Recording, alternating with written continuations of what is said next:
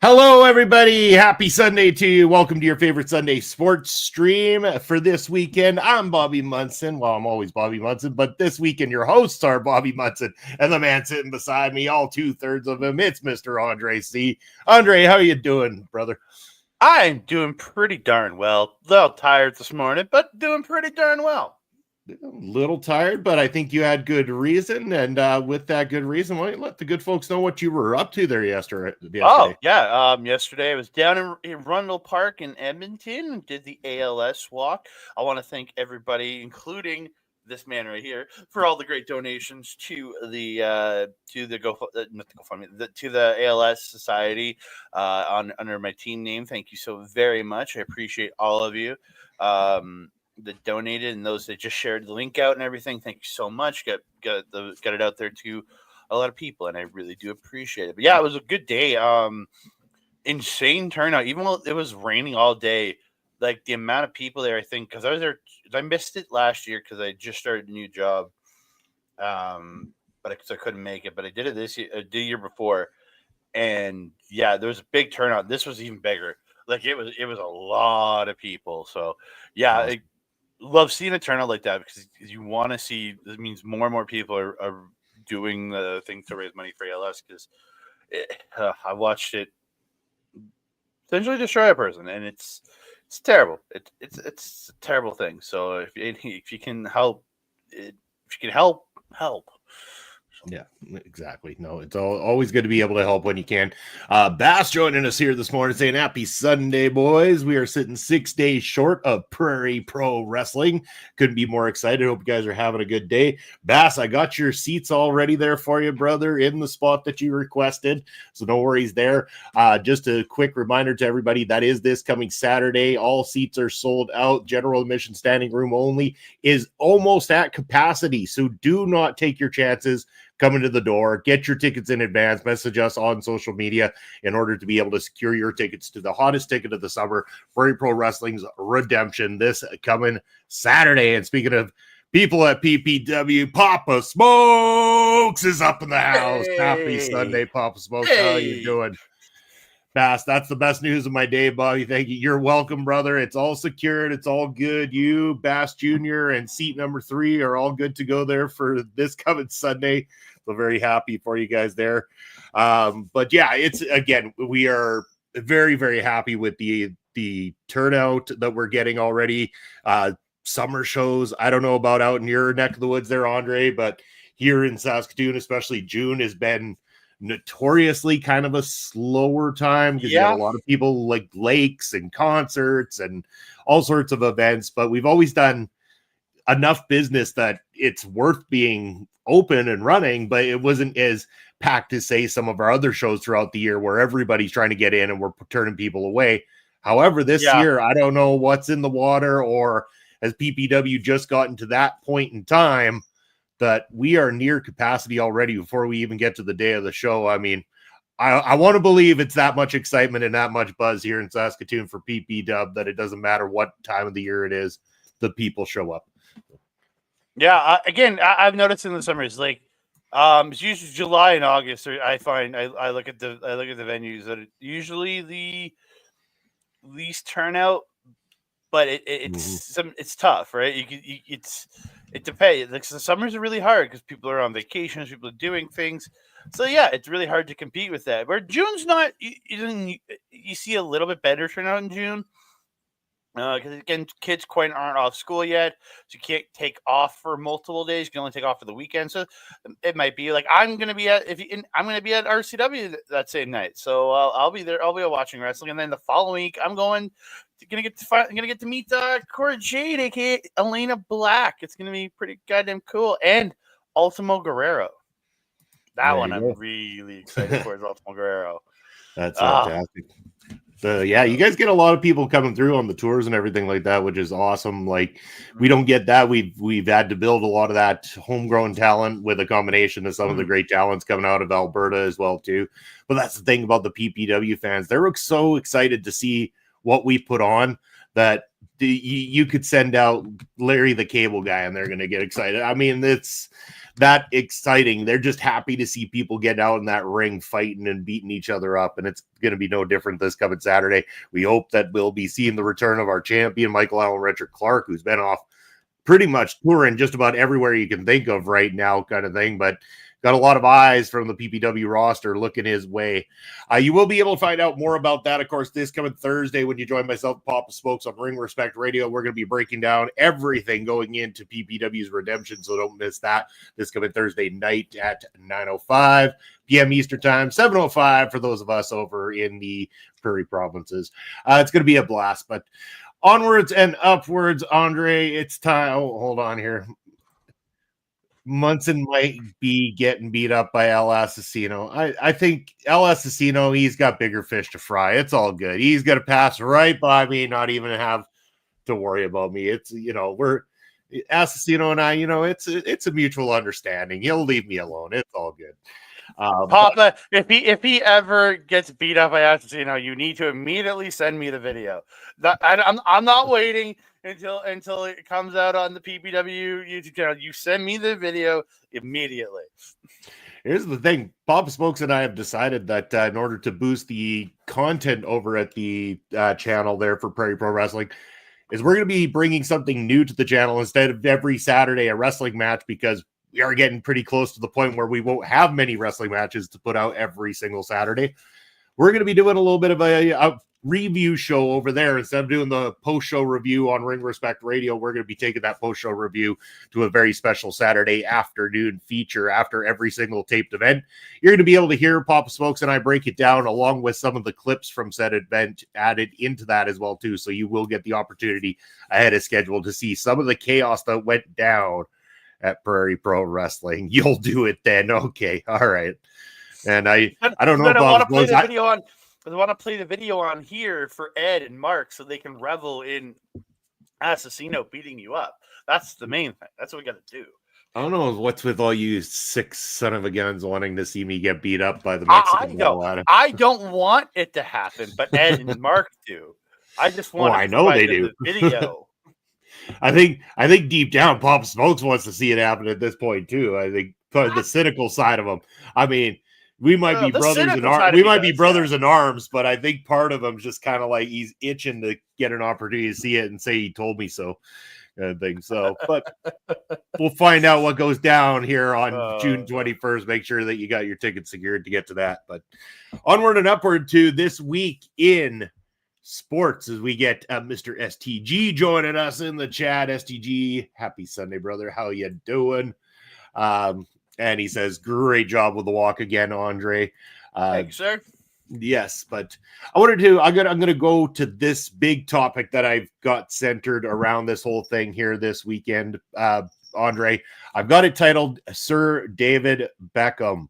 Yes, David Beckham, now the age of 50, is going to be getting the honor of being knighted by the King of England.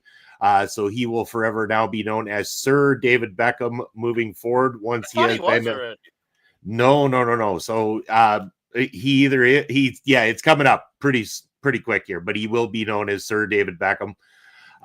So again, this is a procedure. Again, when talking about Manchester United, in the history of the Manchester United club, he will be the fourth ever person to have ever worked for Manchester United that will have been knighted by in this case, the king, but the queen prior to that.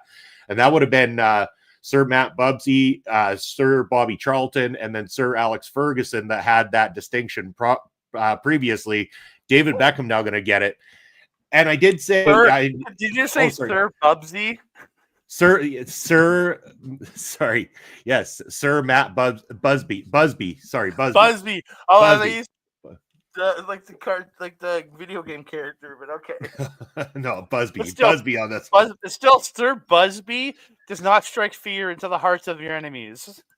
Well, he sure did when he was on the pitch, though. I don't think the name mattered. It was the skills that played it out. But because, again, Mark, first of all, Mark not here because it is Father's Day. Happy Father's Day to all the dads out there that are celebrating today. Mark, they're celebrating with his kids. They want to take him out, so he'll be joining us back next week, which is when we'll get to see his Ice Bucket Challenge for losing the Premier League predictions.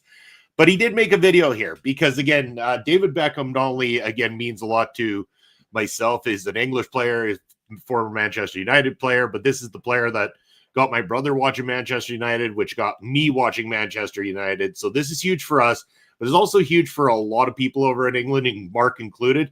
And Mark has made a quick few-minute video here that he'd like to share with everybody with his thoughts on the knighting of Sir David Beckham. So I'm just going to play the video here. We'll be right back with you. Right, sorry I couldn't be there for today's show. Father's Day, my kids wanted to do something, so I've recorded this the day before the show. The Ice Bucket Challenge has been recorded, and it will be with you next week when I'm back. But David Beckham. David Beckham for me is a guy that I looked up to when I was a kid, trying to go in the garden and be a footballer. Still to this day, when I play football, when I take a free kick, I do the same way Beckham takes a free kick now. It doesn't go the way Beckham used to, or do it. I can't do any of that, but the wind up, the lean back, the swivel of the ball, I can do all of that. It just doesn't go in the place I want it to. Beckham will always be, epitomises what an Englishman is. He is humble, fought for everything, and one of the most genuine people ever. A few years ago, we lost our Queen, Queen Elizabeth, and a lot of celebrities who turned up, wanted to pay their respects, would cut through the line, and they gave him an option to cut through. Beckham stood outside in that queue for over 14 hours with other members of the British public, queuing up to pay their respects to the Queen. He is a guy that put any shirt on when the likes of who he played for, he went through the Manchester United Academy, and he did everything he could for them, then got the opportunity to go to the Real Madrid, and did everything he could there, become one of the fan favourites. And not only did he go there, he went to LA Galaxy and completely changed and revolutionised the MLS. Then he had loan spells at that time to PSG, AC Milan, and clubs like that, where he made his name in Italy, France, Spain. Didn't go to Germany, which would have topped off all of them, but he went to America and England, and he's a bona fide legend. Now, there was an incident in the 1992 World Cup, I think it was 92 or 98, when he kicked out the current Atletico Madrid manager, Diego Simeone, and got sent off in the quarterfinals, which then had people lining the streets of England with effigies of him and burning him. Now, that's how passionate the English fans are. To now be recognised as Sir, and Victoria Beckham now being Lady Beckham, as being a Sir and knighted for everything he's done, just proves what an absolute legend he is. The stuff he does for charities, for UNICEF, for everything he ever promotes, and everything he's ever done, I have the utmost respect for him. So for David Beckham, thank you for everything you've done. You're not dead, you're still going, you still own Inter Miami, still got shares in doing other clubs, also has a majority share now in Salford City Football Club with his best friend Gary Neville over here in the UK. So a lot more could happen. But yes, hope you guys have a great Friday. A Sunday, not Friday. I'm recording this on a Saturday. Don't know why Friday come up. Anyway, hope you guys have a great day. What an episode. And I want to say thank you to Bobby and Andre. Love you guys more. Love you too, Mark. Brett Martinez coming in. Soccer, I thought this was a wrestling channel. Actually, Brett, OLE as a whole is actually a pop culture channel. So this show, we kind of wrap up the week in sports. We do have a lot of wrestling content throughout the week, but we also cover movies, music, television, the whole shebang there, my friend. So you get a whole lot of greatness here at OLE Podcast. But yes, our Sunday show Point of View does wrap up the week in sports. So we talk every little sports, including some wrestling. Pro wrestling makes its way on here as well, too. STG mentioning that he had an LA Galaxy jersey. Loved the long sleeve look. Yes, my brother, I think, had every Beckham jersey that you could imagine growing up. So I always saw every single different incarnation of David Beckham's jersey. A couple things Mark didn't mentioned in his video in particular, and he covered a lot about how great David Beckham is, but let's talk for a minute about, there is a film, like a documentary film, where David Beckham wanted to assure that he played one match of footy in every single continent across the globe. And with wrapping up back, I think it was in Spain at the end of it all, kind of thing. So he had to go around the globe. He only had a certain time frame to do this with, and to get up to the Arctic. Here's the crazy part. There's a narrow window sometimes to be able to fly in and out of the Arctic. So his narrow window to be able to get up there to play a footy match with the people up there was so narrow, but he made it happen. He went and did it. None of this was done with money-making intentions. And a lot of the money that David Beckham makes, and that's another thing, like his final year that he played with PSG in France, he took all the wage they were willing to pay him and donated it all to charity. Didn't take a single penny to his name. It was all given to charity. So when Mark talks about the humbleness of David Beckham, he is one of the most humble superstars to ever grace pretty much any sport, kind of thing. When you take it to that level, whenever you're a celebrity that goes beyond that and then does the great things back for people, it's always something I applaud. And David Beckham, just one of the greats. And I wanted to make sure that we honored him here about this getting knighted. So Sir David Beckham from now on, it is going to take some adjusting to get used to, but very well deserved. Happy for him. Can't wait. I will a couple more things in the world of footy here, Andre, and then we need to talk about your Oilers after that. Okay, hold on. I got a thing in the world of footy. Sure. I officially have my Reading jersey is officially on its way. Oh, it's on the way. So you're going to be able to wear that coming up on one of the upcoming episodes of the show here with us. I got the same one that Mark was wearing in that video. Because I looked, I was like, I didn't really want the home jersey because of the white. This is the white on it, so I was like, I went with the red jersey. It looks nice. Yeah. STG saying, I remember when David got kicked out of the World Cup for kicking a dude. Yes. Yeah. It was a very controversial situation. Did I see OVW hard reset? I didn't, Brett. Sorry. No, I was actually busy yesterday while it was on. I didn't get a chance to see it. Let us know, though. Again, I'd love to hear about it. Let us know about some of the results or what were the particular standout matchups from the event itself. So quickly in the world of footy, though, I just want to mention last week we were talking about Victor Gyökeres possibly going to Manchester United. That move may have been hijacked by Arsenal. It is very likely it's been hijacked by Arsenal. And also Brian Mbeumo was supposed to sign for Manchester United. At the moment, could be hijacked by Tottenham Hotspur. So more to come on that situation coming up in the next little bit. And then we have the FIFA Club World Cup taking place right now. Some of the matches have already kicked off, but you got this morning for Bayern Munich is going to be taking on Auckland City. We got PSG taking off on Atletico Madrid. And then later today, Palmeiras taking on Porto and Botafogo taking on the Seattle Sounders. So that's coming up in the FIFA Club World Cup here later today. Should be excitement all around. But Andre, now I want to get to something that I know you would have watched. Let's talk about what happened to the Edmonton Oilers last night. We were tied 2-2. They pulled a point out of Florida. They came out with a win there in overtime in the game 4 to tie the series. What happened last night? A collapse. Like, I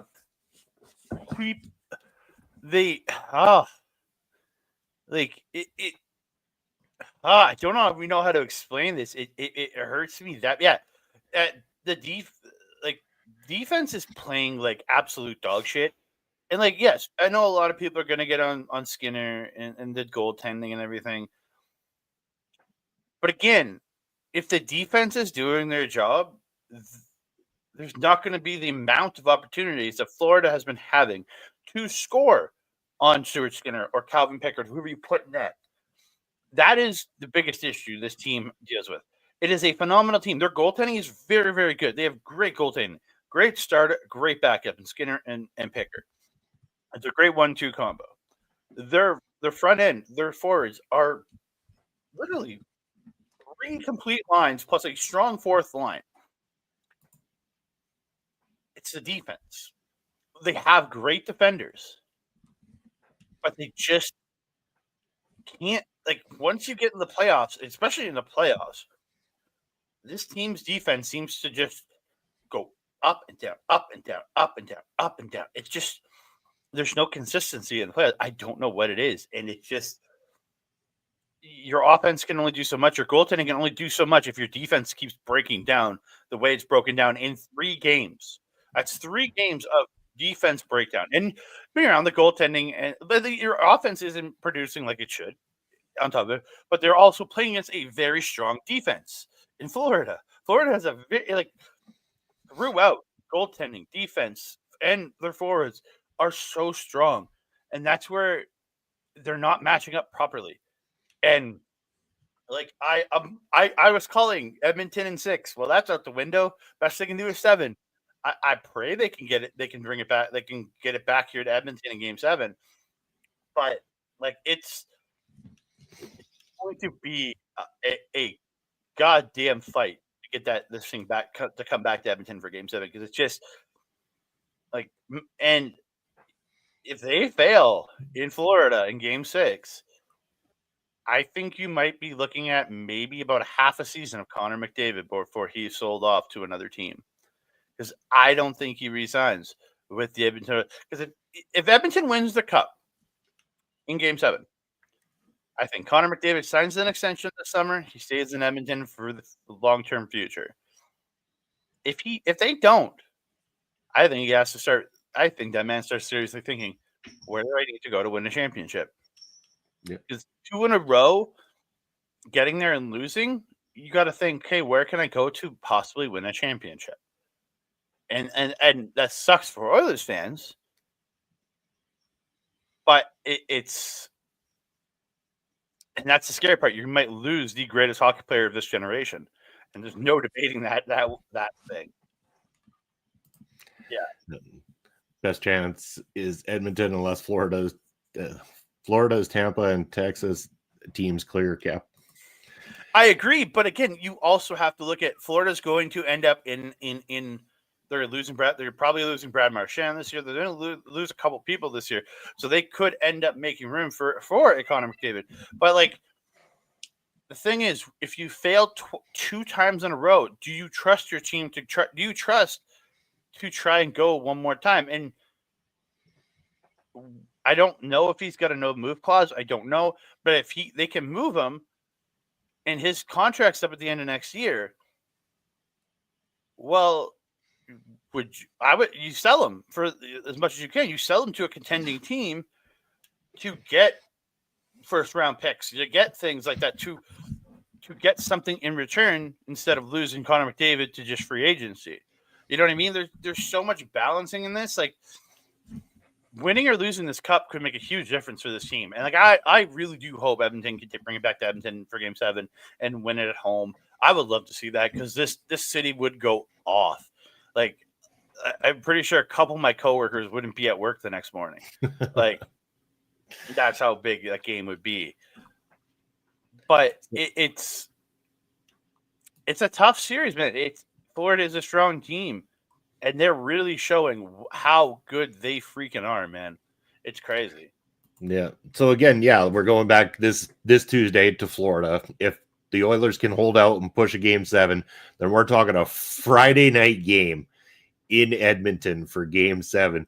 Win or lose, I don't know if I'd want to be in the streets of Edmonton on Friday night, regardless of the outcome. I would want to be as far away as possible. It's going to be crazy. It's going to be crazy, even in the Western provinces here. It's going to be crazy the amount of people filling the bars. If this goes to Game 7, how filled the bars are going to be with people watching this game with, total chaos in mind. Because when you get people in the prairie provinces drinking and sporting, it's going to be an interesting outcome. Well, what scares me is I'm supposed to be at I'm planning to go to Union Hall that night for Black Hole Pro. Yeah. So dude, Edmonton lost last year and they didn't riot. I don't think they riot. I really don't.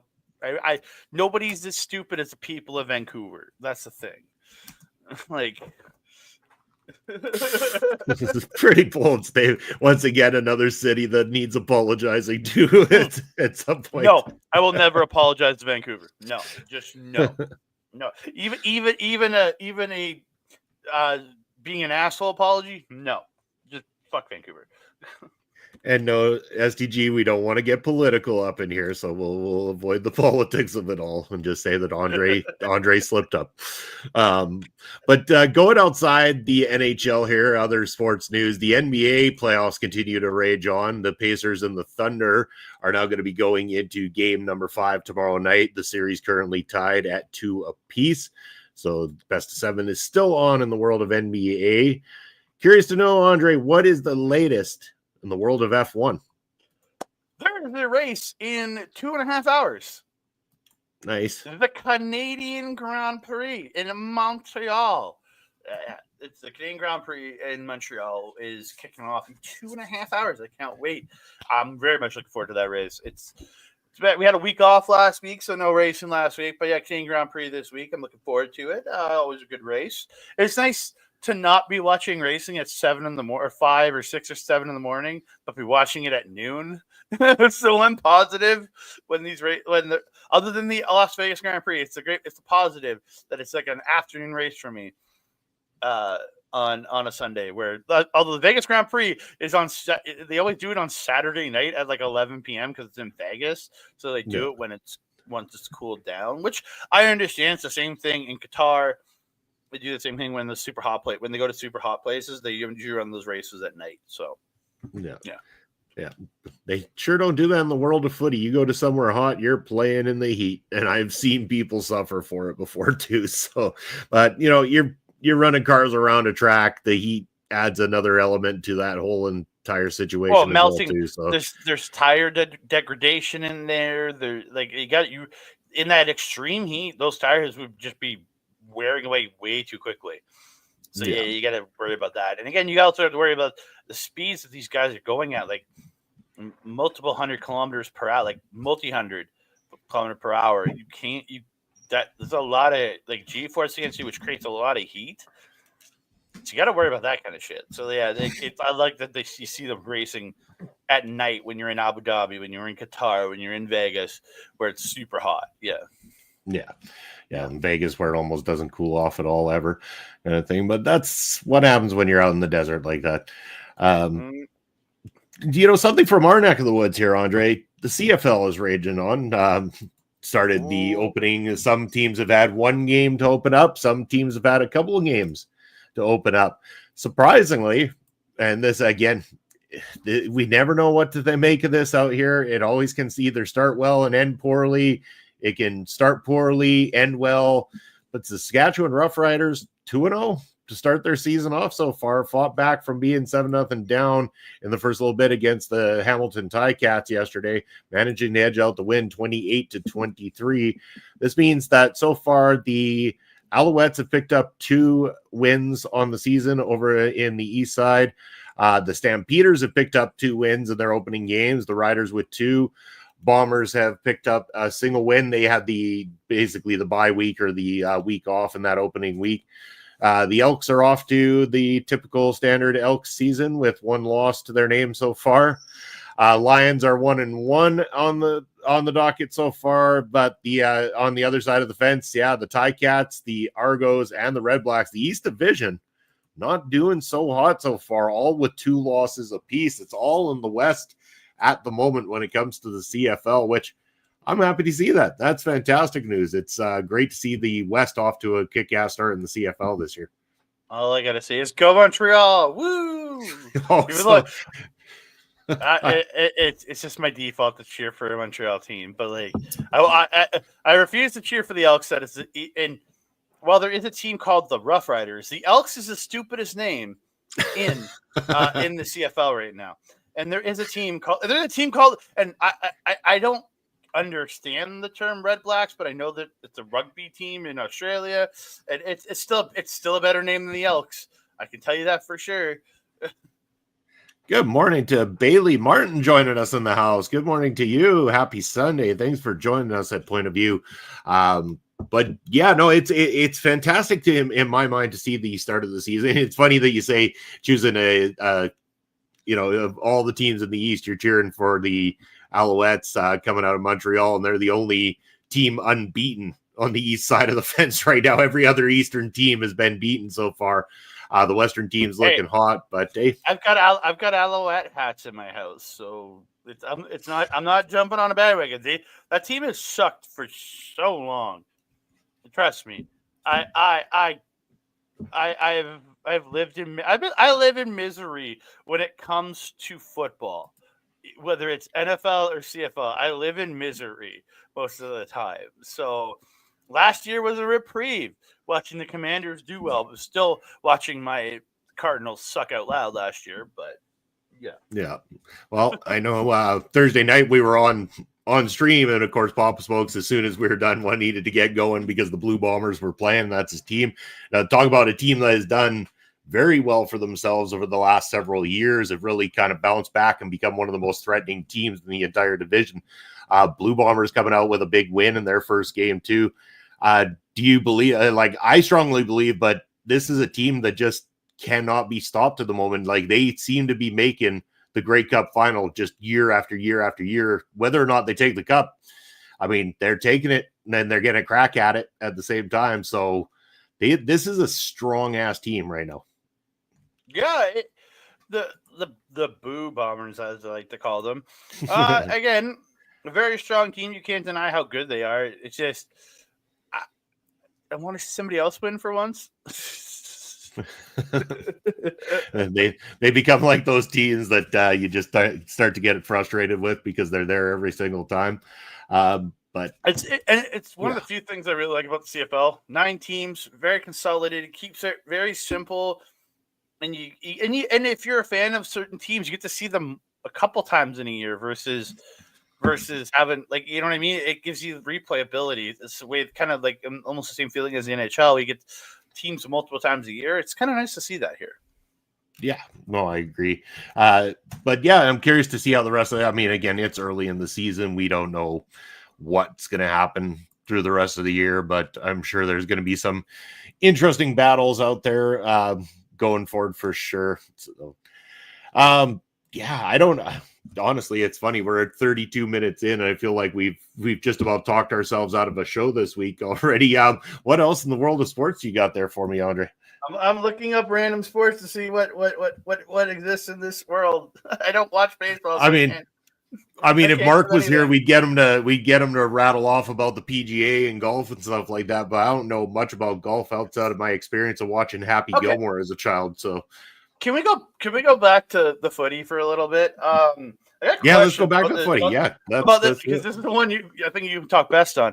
The club league, this club tournament. What is this? Like, I'm seeing teams like the Sounders, which play in the MLS, but they're playing like Inter Milan and shit. Like, what is this? I don't know. I've never heard of this tournament before. Okay, so the FIFA Club World Cup is kind of like a post season tournament that gets put on every so often. Again, these tournaments only run certain amounts of times. Like, your World Cup is every 4 years, your Euro Cup's every 4 years. This time around, it happens to land on the FIFA World Cup's turn. And so basically, you're taking some of the top clubs that won certain tournaments and stuff like that. So they either won tournaments, won their divisions, like their league or something like that.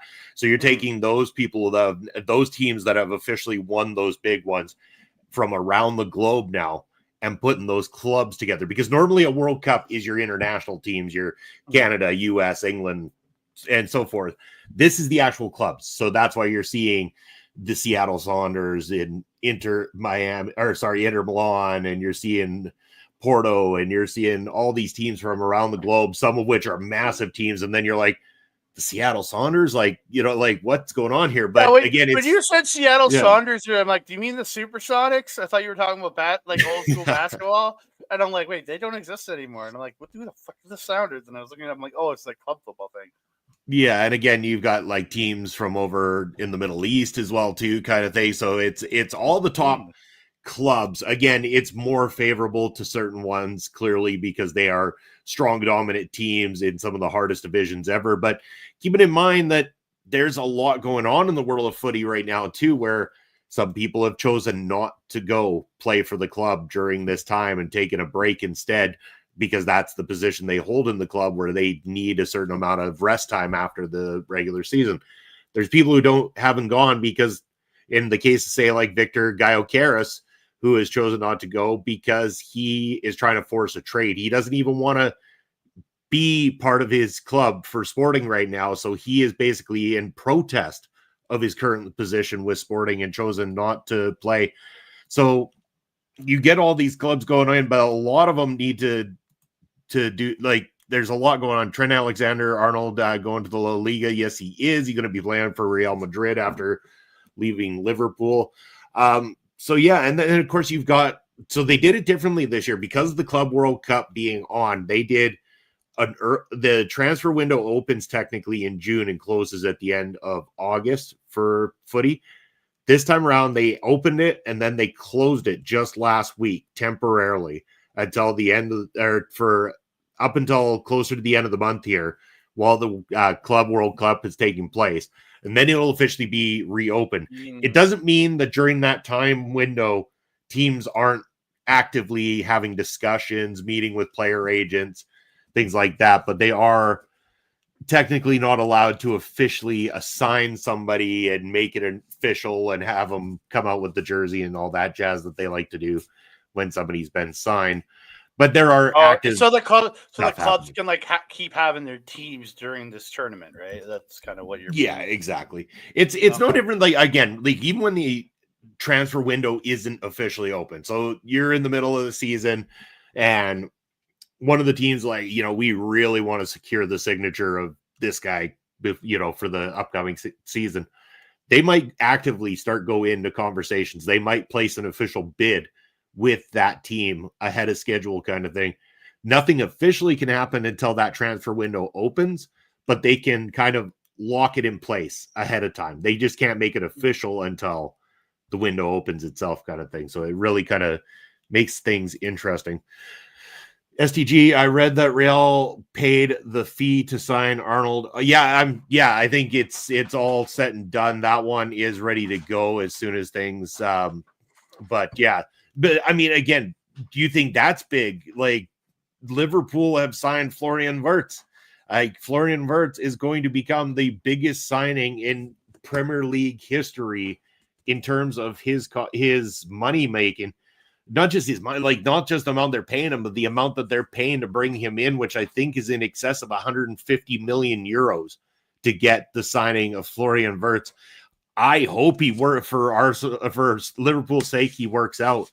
For the sake of Man United and every other team in the division, I hope that this is the biggest money-making mistake that has ever happened in the history of footy, because it's nuts. I know I was sitting there talking to a couple of people the other day that are Liverpool fans, and they're excited. And I said the same thing. They're like, well, wait and see. And I'm like, yeah, we will. Like I said, again, I know Florian Wirtz has shown that he is a great footballer, but the difference is, and we've said it on this channel many other times, is you can be a great footballer somewhere else in the world and come to the Premier League and suddenly you're an average footballer, because it's a different style. It's different types of play. It's different types of people that you're not necessarily used to. Some of these guys that are used to a slower paced European style in other countries come to the higher paced English Premier League and find that the tricks that they use there don't work. So they either have to adapt their style and get used to it right away, which a good footballer should,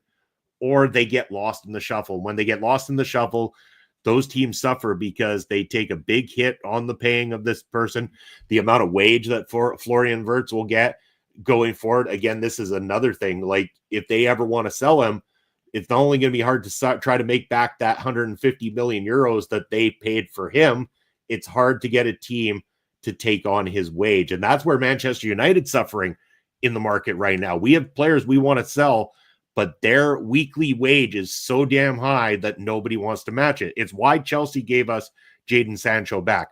They had a mandatory must purchase clause, but if they wanted to give him back, it would cost £5 million. And it was more financially better for their club to pay Manchester United £5 million and give the player back than it was to sign him, because he wouldn't take a reduced pay from the £300,000 a week pay contract that he currently has. They paid 80 for VVD at the time, which got butchered for. He's worked out, but he came from Southampton. See, and Southampton can produce some great players from their academy, or at least they used to be able to. And I hope that's still the case, because Man U just picked up a 16-year-old defender, I believe, from Southampton that they paid very minimal for. But again, he was a young player that was being sought after by many of the big clubs. And he ended up going to Manchester because, again, Manchester United, one thing we have been doing right is seeing the potential in a lot of the youth players and getting them out there. We field players that are young, that are very, very young. We had Lenny Euro, for example, last year was probably the standouts for us. He's 18 years old. We had Aiden Heaven we had brought from Arsenal, and he got some games under his belt, probably going to be one of the regular starters in our defense next season, 17 years old. Cheeto Obi Martin fielded for us many times, 17-year-old striker, starting to look better and better every day. We have a very young, great-looking squad if we can get them to start firing on all cylinders together. And that's the best part. We need a few older players that, and I say older by, I mean like mid to late 20s, that have that game experience under their belt right now, that can help lead the team, lead the young players, get them in preparation for the new season. And then we could end up being a very, very dangerous force moving forward with that youth. But we have to harness it in the right way. And that's the problem right now. If we don't harness it in the right way, we're going to lose those players, and they're going to go off and be better somewhere else. And that's what scares me. So yeah, footy's interesting. So much going on. And it was a great question you asked about the Club World Cup, because all tournaments are different. I've had these conversations before with people, like, how does World Cup work? How does European Cup work? How does it, there's a lot of different stuff. I do understand, like, World Cup. I don't understand, like, I don't know the European Cup. I don't know any of those. Like, I know the World Cup because, again, that's one of the only tournaments I ever really knew in the world of footy. Yeah, it is the biggest thing in the world of footy every 4 years. So yeah, like, I never really knew that, like, of these other tournaments. Like, I've learned what the FA Cup is from watching Welcome to Wrexham. And again, that is my entry point into footy. Please don't yell at me for it. It's all good. I did watch this most recent episode on Friday from Welcome to Wrexham, and I got to watch Reading beat Wrexham on there. Reading kicked their ass 2-0. I was like, yeah, let's go. Yeah, and again, like, there's also, like, FA Cup is basically English. It's in England, so that one's specifically to the England-based teams, are the ones that play in the English footy system. You then have, like, Carabao Cup, which is another English-based cup kind of thing, so the English teams only. You then have the Champions League, which is kind of the best teams from Europe in the club stages.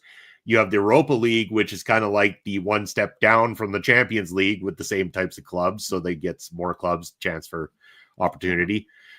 But when it comes to, when we're talking about the European Cup, was one of the ones we mentioned. So European Cup, like the World Cup, runs every 4 years, but it runs opposite to the World Cup. So if the World Cup takes place, say, one summer, be 2 summers away will be the Euro Cup. And so like how Winter and Summer Olympics are 2 years apart kind of deal.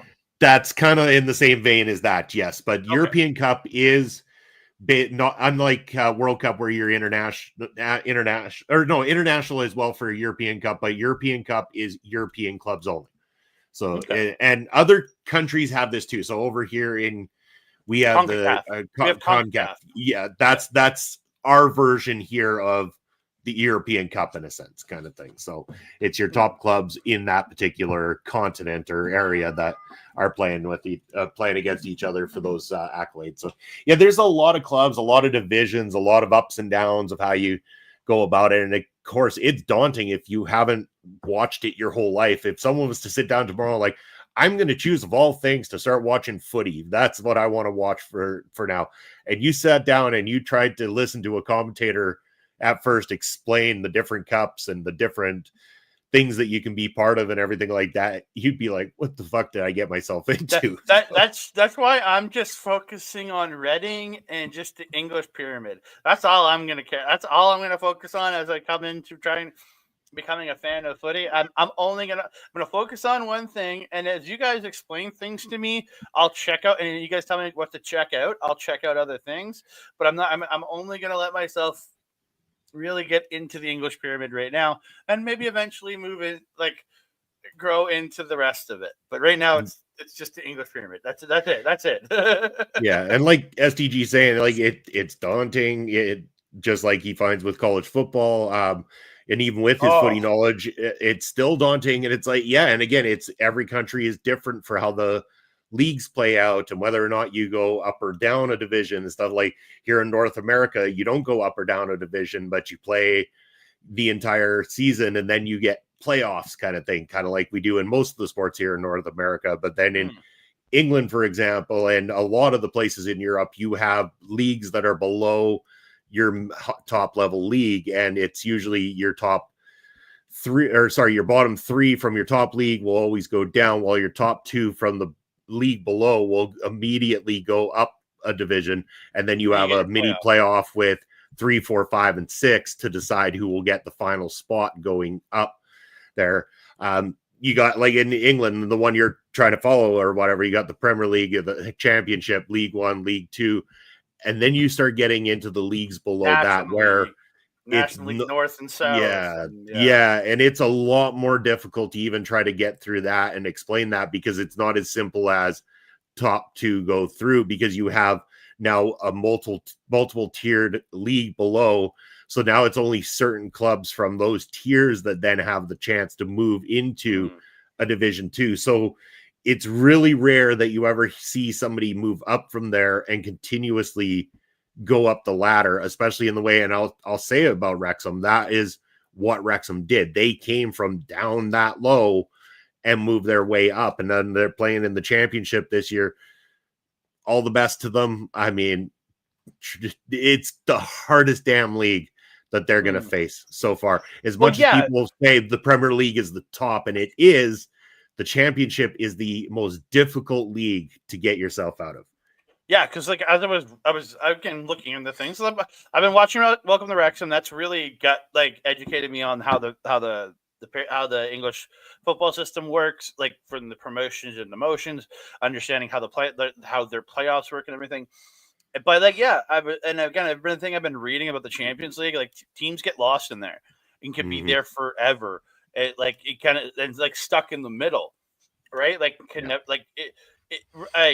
Wrexham may be booted right back down in the League One after next year. It's very possible. But then they could also end up in the middle and be stuck in the middle. Yep. And again, from everything I read, that can really screw you financially too, from what I hear. It can. It's going to be interesting, especially with Wrexham, because the way they've gone about it so far with being able to pump money in from the outside sources has been great. But now they're going to come under the microscope too. That's the other thing when it comes to financial fair play rules and stuff like that. They're going to have to start watching their bottom line. Like right now, they're profitable, which as a profitable team, it's fine. You should be okay with being able to purchase players and stuff. But now they get into the side of needing to purchase the right players in order to try to get out of the Championship and make it to the Premier League. And in doing so, you spend big.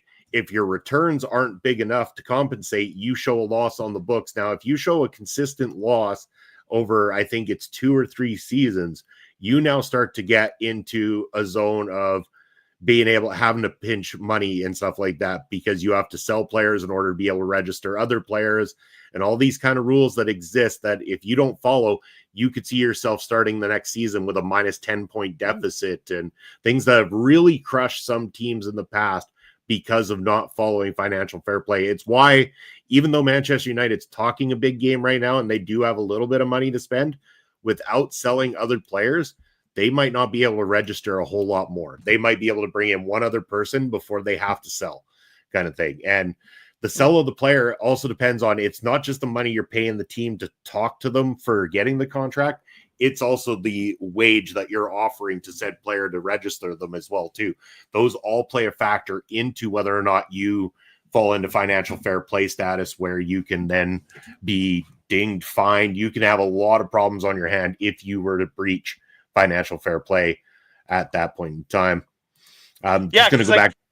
I was going to say, yeah, just watching Wrexham this past couple seasons, they have readily admitted on the show they have outspent most teams, at least when they're in the National League and League Two. So League One, they were more even with teams on how they on certain teams on how they were spending for players, like Birmingham with they signed some dude for like 15 mil or I don't know, some crazy amount per season, but that's not even crazy compared to Champions and Premier. But for that level, it's a really high number. But yeah, I can understand that they are lucky in a way because they are. Again, there was an episode literally they were talking about being called Disney FC. They have some of the widest, like outside of Premier and Champions League teams that are for a team of their level have crazy reach around the world because of Welcome to Wrexham and things like that. So they have that ability to help continue to make themselves profitable using that show, using that stuff.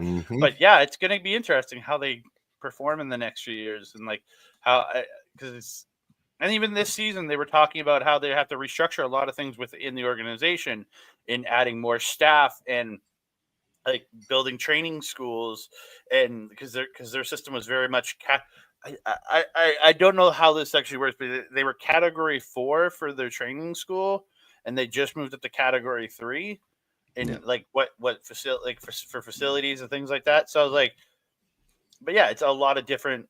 It's interesting to like, and again, that's been teaching me certain things about it. But then you guys have been educating me on a lot of other things, which I've enjoyed learning about it because like I look. Like a few years ago, I looked at football going, this is the stupidest thing in the world. Now I'm like, this isn't like, it's the same way I looked at like F1. I was always like, oh God, so it's dull. But then their Netflix show really helped me learn a lot about the sport. And as much as you want to shit on people want to shit on Wrexham, I get it. They've done a lot for English football for North Americans to give them a way in and to learn how the sport works, and which is for me, something like me who always just looked at football as just like, oh goddamn, it's just soccer. It's made it interesting to me, and I've watched a few games over these last couple of years and go, man, this is actually interesting to me. Like this is I don't find it boring anymore. That's like this is. I can see why you guys get invested for 90 plus minutes of this sport. I can understand why now. And I started as a player long before I started watching it as well too. But another one, like, and Wrexham's done a great job. Also, Ted Lasso. The popularity of Ted Lasso has helped very much. So, and can't wait for that new season to come about too. One of my favorite shows. STG, we're going to leave this as the last thing of the day here before we wrap up. But Manchester City has been questioned on financial fair play and punished for it. Financially punished for it, yes, they don't care because they have Saudi money. But what teams need to watch out, though, is if FIFA decides, instead of a financial punishment, if they punish you with a minus 10-point deficit, and that can hurt you financially, and it could be the difference. I mean, a 10-point deficit could have sent Manchester United out of Premier League this season. That could have cost us the Premier League spot and been putting Manchester United in the championship for the first time ever. So that's the thing teams need to worry about. And that's why Manchester United is watching every single penny right now and doing what they can to avoid getting themselves into that kind of situation. So it's good that they have the bean counters there that are paying attention and making sure that they don't do it. Yeah, there's been a lot of hate towards Sir Jim Ratcliffe and everything about him cutting costs by getting rid of staff and everything. And it sucks that a lot of people are losing their job there right now. But it might be because of those cost-cutting measures that we're able to register the kind of players that Amram needs going into next season to possibly make a difference. We already got Mateus Cunha. That one's over the line. The guy scored a handful of goals for a team that didn't have much support on them anyway, and that's in the Premier League. Instead of going all across the world and being like, well, there's a potentially good striker in another country that's not proven the Premier League, United looked to the Premier League this time. Who are some players we can obtain within the Premier League that had experience there that scored goals? Put them into the Manchester United picks. That's what they're going after. We couldn't score a goal to save our life last season. So let's get some players that prove that they could score within this division and make it work. Very much looking forward to seeing what's going to come about from all of this, what we're going to see from people in the not too distant future. But yeah, lots of excitement in the world of footy. But Andre, lots of excitement across the world of content creation. Why don't you let the people know what you got going on here, what you got going on outside here, and where they can reach you? Yeah, you'll see me back. Not this Wednesday. Won't be me and Ed won't be back till the 25th, where we'll be coming back with our first episode of a return of the regular Marvel Talk. We'll be talking about episodes 1, 2, and 3 of Ironheart. They're dropping the first 3 episodes on June 24th. We will be back on June 25th to talk about all 3 episodes of the series. So come check us out as we watch that. Yeah, I'm sorry. We go back and watch the rebound from last week there, STG. You can see the but I am almost sure Peggy will not be back for at least a couple of weeks because she actually took off today, leaving Alberta, heading for her new home across the country. So she probably will not be back on Marvel Talk for. I think she's back towards the end of Ironheart. I think she said she's by the time she gets there and then gets set up. So yeah, she's even farther away from you now. She's gonna be closer to Ed, which makes me sad. But yeah. But yeah, so yeah, check that out on the 25th. I'll be back here again next week, chit-chatting all that is live in sports, and very much enjoying watching Mark toss water on his head. Watching that video, it's gonna make me happy because me and Bobby had to do it. It's gonna be great to watch Mark do it, and then you can actually find me. I'll be back next weekend. It'll be next weekend / next week. Next week with another episode the second episode of the Pop Talk with my co-host AWS. We'll be chatting all about the art. Actually, we'll definitely be chatting with the RCW event from the 21st of June. I'm also going to the Black Hole Pro Show on the 20th, so there might be an episode. We might do a double episode and just talk about all of it in one big shot. We don't know if we're going to do 2 or 1 or what. Because if he comes with me on the 20th, we'll do 2 separate episodes. If he doesn't come with me, we'll just do it all as one big episode. But yeah, so lots of content, lots more pop talk coming over at Backbreak Your Video. You can check us out doing that show and all with all the Mike's other great stuff over there on that channel. Beauty. All right. As for myself, Bobby Munson, the credentials are at the bottom of the screen. Follow me on all social media. As for what I've got coming up, well, later today on the channel, I'm dropping the second rewind video going back 30 years to talk about the music that I grew up listening to. This time around, we're talking about the 1995 debut by the Foo Fighters, an album that surprisingly wasn't planned to be the big hit that it was. Only 100 LPs were originally planned to be pressed, and it was going to be a small project. How that worked out. Find out more later today as that video releases. You can also catch me this coming up Thursday here on the channel as Papa Smokes and I bring you Ring Respect Radio. We're going to be talking all things PPW heading into Redemption this coming Saturday, the 21st. Speaking of Saturdays, every Saturday on the Prairie Pro Wrestling channel, catch myself and Papa Smokes calling all the action from a brand new Prairie Pro Wrestling matchup there for you. And coming soon to the channel, not this coming Saturday, but the following Saturday, it'll be the first time Papa Smokes and I will be bringing you a post-show review of PPW's Redemption there. So we will be extending the content out just a little bit further, and we got some cool stuff coming up this summer, including a show that we're going to be doing to open up one of the games for the Saskatoon Berries baseball team here in Saskatoon. So Prairie Pro, it's got some cool things going down. And as always, next Sunday, I can't wait. It's opportunity to see Mark get ice dumped on his head. It's going to be a fun time here on Point of View. We hope that you're going to stick around and watch that one. Thank you, STG. It's guys like you that keep this show rolling. So I'm happy to have you here every STG wasn't here at the top of the show. I got to say thank you so much for your donations to the LS walk that I did, my friend. I really do appreciate it. This man actually donated twice, so I got to give him a big thank you for that. So thank you so much for both donations there, sir. You're an amazing person, STG. We appreciate you so very, very much. Thank you very much. And yes, as for everything else, you can find it all on OLE Podcasts across all social media, as well as YouTube, Twitch. Give us a like, follow, subscribe, thumbs up the video, turn on notification bells, and leave us a comment if you're watching after we get back to those comments. But we're going to leave you now. We're going to leave you on this week's calendar as we roll out. Thank you, and we'll see you next Sunday, everybody. Never gonna stop, never gonna change, never gonna do the things you say. I run my own way to get there. Fools are calling that I seem to care. In the air, no more crying. emotions I